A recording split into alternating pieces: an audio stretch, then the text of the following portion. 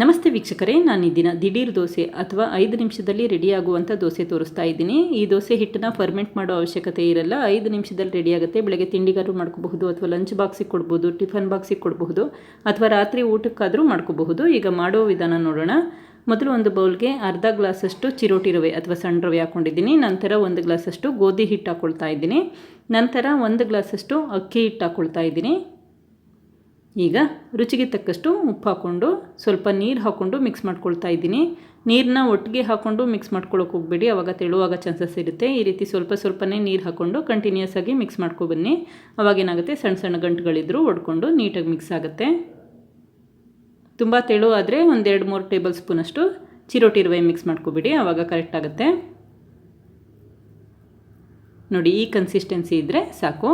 ಇದನ್ನೀಗ lid close ಮಾಡಿ 5 ನಿಮಿಷ ಹಾಗೆ ಇಡ್ತಾ ಇದ್ದೀನಿ. ಇದೇ ಸಮಯದಲ್ಲಿ ಒಗ್ಗರಣೆ ಮಾಡ್ಕೊಳ್ಳೋಣ. ಬಾಣಲಿಗೆ 2 ಟೇಬಲ್ ಸ್ಪೂನಷ್ಟು ಎಣ್ಣೆ ಹಾಕ್ಕೊಂಡಿದ್ದೀನಿ. ನಂತರ ಅರ್ಧ ಟೇಬಲ್ ಸ್ಪೂನ್ ಜೀರಿಗೆ ಹಾಕಿದ್ದೀನಿ. ನಂತರ ಒಂದು ದಪ್ಪ ಈರುಳ್ಳಿನ ಸಣ್ಣಗೆ ಹೆಚ್ಚಿಟ್ಕೊಂಡಿದ್ದೀನಿ, ಅದನ್ನು ಕೂಡ ಹಾಕ್ಕೊಂಡು ಫ್ರೈ ಮಾಡ್ಕೊಳ್ತಾ ಇದ್ದೀನಿ.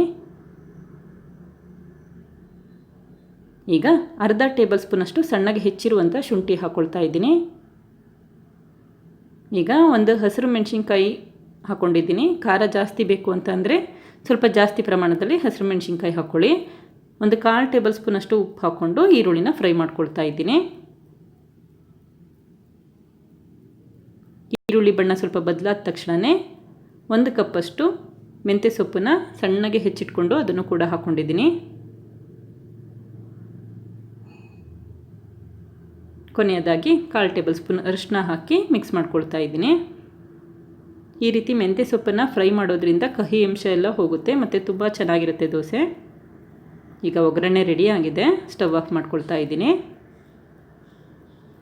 ಈಗ ದೋಸೆ ಹಿಟ್ಟಿಗೆ ಒಗ್ಗರಣೆ ಮಾಡ್ಕೊಂಡಿದ್ವಲ್ಲ, ಅದನ್ನು ಹಾಕ್ಕೊಳ್ತಾ ಇದ್ದೀನಿ. ಬಿಸಿ ಇರಬೇಕಾದ್ರೇ ಹಾಕ್ಕೊಳ್ಳಿ, ತಣ್ಣಗಾಗಬೇಕು ಅಂತೇನಿಲ್ಲ. ಇದನ್ನೀಗ ಮಿಕ್ಸ್ ಮಾಡ್ಕೊಳ್ತಾ ಇದ್ದೀನಿ. ನೋಡಿ, ಈ ಕನ್ಸಿಸ್ಟೆನ್ಸಿ ಇದ್ದರೆ ಸಾಕು. ತಕ್ಷಣವೇ ದೋಸೆ ಮಾಡ್ಕೊಬಿಡ್ಬೋದು. ಈಗ ಕಾದ ತವ ಮೇಲೆ ದೋಸೆ ಹಾಕ್ಕೊಳ್ತಾ ಇದ್ದೀನಿ. ಸ್ವಲ್ಪ ದಪ್ಪನಾಗೆ ದೋಸೆ ಹಾಕ್ಕೊಳ್ಳಿ, ತುಂಬ ತೆಳುಗೆ ಮಾಡೋಕ್ಕಾಗಲ್ಲ. ಈ ರೀತಿ ಸ್ವಲ್ಪ ದಪ್ಪ ಇದ್ದರೆ ಚೆನ್ನಾಗಿ ಬರುತ್ತೆ. ಮೇಲ್ಗಡೆ ಒಂದು ಅರ್ಧ ಟೇಬಲ್ ಸ್ಪೂನಷ್ಟು ಎಣ್ಣೆ ಹಾಕ್ಕೊಳ್ತಾ ಇದ್ದೀನಿ. ಲಿಡ್ ಕ್ಲೋಸ್ ಮಾಡಿ ಮೀಡಿಯಮ್ ಫ್ಲೇಮಲ್ಲಿ ಬೇಯಲಿಕ್ಕೆ ಇಟ್ಟಿದ್ದೀನಿ.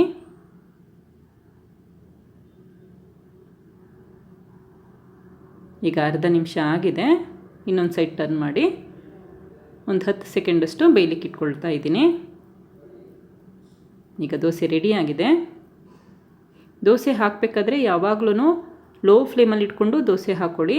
ನಂತರ ಉರಿನ ಸ್ವಲ್ಪ ಮೀಡಿಯಮ್ ಫ್ಲೇಮಿಗೆ ಇಟ್ಕೊಂಡು ಲಿಡ್ ಕ್ಲೋಸ್ ಮಾಡಿಕೊಂಡು ಒಂದು ಅರ್ಧ ನಿಮಿಷ ಬೇಯಲಿಕ್ಕೆ ಇಟ್ಬಿಡಿ. ಈಗ ಅರ್ಧ ಟೇಬಲ್ ಸ್ಪೂನ್ ಎಣ್ಣೆ ಹಾಕಿ ಲಿಡ್ ಕ್ಲೋಸ್ ಮಾಡಿ ಅರ್ಧ ನಿಮಿಷ ಬೇಯಲಿಕ್ಕೆ ಇಟ್ಕೊಂಡಿದ್ದೀನಿ.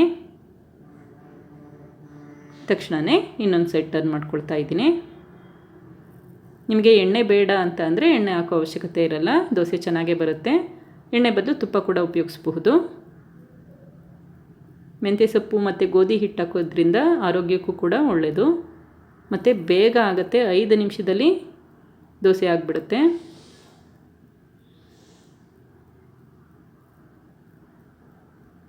ಇದೇ ರೀತಿ ಪ್ರತಿ ದೋಸೆನೂ ಮಾಡ್ಕೊಂಡು ಬನ್ನಿ. ನೋಡಿದ್ರಲ್ಲ ವೀಕ್ಷಕರೇ, ಎಷ್ಟು ಸುಲಭವಾಗಿ ಕೇವಲ 5 ನಿಮಿಷದಲ್ಲಿ ದಿಢೀರ್ ದೋಸೆ ಮಾಡಬಹುದು ಅಂತ ಗೊತ್ತಾಯ್ತಲ್ವ. ಫರ್ಮೆಂಟೇಷನ್ ಮಾಡೋ ಅವಶ್ಯಕತೆಯೂ ಇರೋಲ್ಲ, ತುಂಬ ಈಸಿಯಾಗಿ ಬರುತ್ತೆ. ನೀವು ಕೂಡ ಪ್ರಯತ್ನಿಸಿ. Thank you. ಲೈಕ್ ಮಾಡಿ ಮತ್ತು ಸಬ್ಸ್ಕ್ರೈಬ್ ಮಾಡಿ.